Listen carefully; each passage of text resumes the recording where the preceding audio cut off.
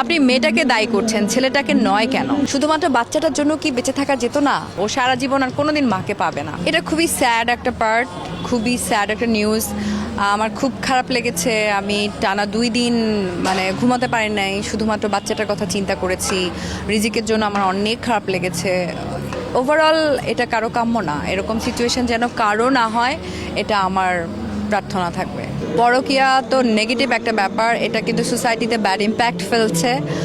আমি এটাকে কোনোভাবেই সাপোর্ট করি না, এটা যেন কারো লাইফে না হয়। আর একটা মেয়েকেই শুধু কেন দায়ী করা হচ্ছে, that's my question and query.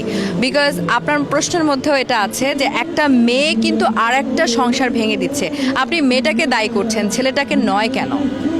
দুজনেই কিন্তু এখানে সমানভাবে দোষী। সো আমাদের সোসাইটি শুধু একটা মেয়ের দিকেই আঙ্গুল তুলে। আমি বলবো এখানে দুজনেই দায়ী, এবং যদি ব্যাপারটা পরকীয়াই হয়ে থাকে, অফকোর্স দুজনই সমানভাবে দায়ী, এবং এটা কারোর জন্যই আমি কাম্য হিসেবে দেখি না। বাংলাদেশে কেন কোথাও যেন এই ঘটনাগুলো না ঘটে। আর সবচেয়ে ইম্পর্টেন্ট বিষয়, when you are a father or you are a mother, তুমি তো এরকম ইরেসপন্সিবল কাজ করতেই পারো না। একটা বাচ্চার আসলে পৃথিবীতে আনলেই তো হয় না, রেসপন্সিবিলিটি ইজ ডিফারেন্ট। সো আমার খুব খারাপ লেগেছে। আমি সারাক্ষণ শুধু রিজিকের কথা চিন্তা করেছি। আর ইকরা আপু তো নেই, সে তো চলে গিয়েছে, সুইসাইড করে ফেলেছে। শুধুমাত্র আমি বলবো যে I wish I could have save her, because শুধুমাত্র বাচ্চাটার জন্য কি বেঁচে থাকা যেত না? আমার নিজের একটা লাইফ আছে, এভাবে কি চিন্তা করা যেত না? একটা মানুষের জন্য আমাকে কেন মরে যেতে হবে? ওয়াই? আমার লাইফ আমার কাছে। কারোর জন্য কখনো জীবন থেমে থাকে? ইকরা আপু চলে গিয়েছে, কারোর জন্য জীবন থেমে থাকবে? কিচ্ছু হবে না, মানুষ 2 দিন পরে ভুলে যাবে, শুধুমাত্র রিজিক সাফার করবে। সো আমার বাচ্চাকে আমি এতিম করে কেন চলে যাব? আমার হাজব্যান্ড যদি পরকীয়া করে থাকে, ও তো আমাকে ডিজার্ভই করে না। He is not loyal. আর এটা তো ইকরা আপু অনেক দিন ধরে জানে, বুঝে। তো আপনি যে প্রশ্নটা আমাকে করলেন, তার মামাকে যে এই কাজটা বলেছে, আমি সমানভাবে দায়ী বলবো তার ফ্যামিলিকে। বিকজ তার ফ্যামিলি তো এই জিনিসটা অনেক আগে থেকেই জানে। তাহলে আমার এরকম একটা ফ্যামিলি কেন আগে থেকে কোনো পদক্ষেপ নেয় নাই? ওয়াই? আমি আমার মেয়েকে মরতে দিব? বা আমি যেহেতু ডক্টর, আমি জানি যে একটা মানুষ সুইসাইড করলে সিঙ্গেল অ্যাটেম্পে সে কখনো সাকসেসফুল হয় না। আমরা আমাদের মেডিকেল এডুকেশনে আমরা জানি এই জিনিসটা, আমরা অনেক আগে থেকেই বুঝি যে একটা মানুষ সুইসাইড করে যখন সে করে ফেলে, তার এর আগে সে 1000 স্টেপস অলরেডি নিয়েছে, কোনোভাবেই কিন্তু সাকসেসফুল হয়নি, জন্য এবার সে সাকসেসফুল হয়েছে। সো এর আগে যখন এতগুলো স্টেপ নিয়েছিল সে, আমি শিওর, আমি তো ইকরা আপুর বাবা মার সাথে কথা বলিনি, তার ফ্রেন্ড সার্কেলের সাথে কথা বলিনি, বাট আমি জানি তারা জানে ইকরা আপু এর আগেও সুইসাইডাল অ্যাটেম্পট নিয়েছে।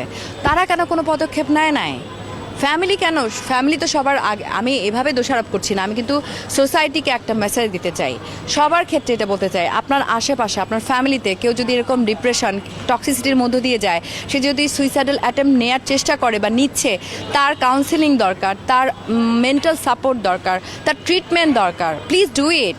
আপনি ফ্রেন্ড হলে ফ্রেন্ডের জায়গা থেকে করেন, আপনি যদি তার ফ্যামিলি মেম্বার হন তাহলে লেগে থাকুন জিনিসটার সাথে। ইকরা আপুকে কিন্তু কেউ সেভ করতে পারে নাই। আমি এটা তো জানি না, আমি এই বিষয়ে কমেন্ট করব না, কারণ ওই ব্যাপারগুলো তো আমরা শুনেছি। এটা কতটুকু সত্য, কতটুকু মিথ্যা, এটা জাজ করে কি হবে? এটা যেহেতু তার নামে মামলা হয়েছে, অফকোর্স মামলার ওয়েতে পুলিশ এটাকে আসলে টেক কেয়ার করবে। যদি দায়ী হয়ে থাকে, প্রমাণিত হয়, অফকোর্স এটা শাস্তি হওয়া উচিত।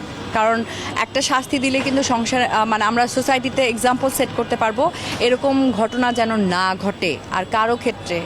সেটাই আমি চাই। এরকম বাচ্চাটার কথা চিন্তা করলে, বাচ্চাটা এতিম হয়ে গেল, ও সারা জীবন আর কোনোদিন মাকে পাবে না। এটা আমি এইটা নিয়েই ট্রমাটাইজ ছিলাম। 2 দিন আমি ঘুমাতে পারিনি, যে বাচ্চাটা গিয়ে দরজা ধাক্কিয়েছে, মা তখন আর পৃথিবীতে নাই। এটা যে কতটা হার্ট টাচিং, হার্ট অ্যাকিং, এটা বলার ঊর্ধ্বে। দেশে দেশে সবার সাথে দ্য নিউজ।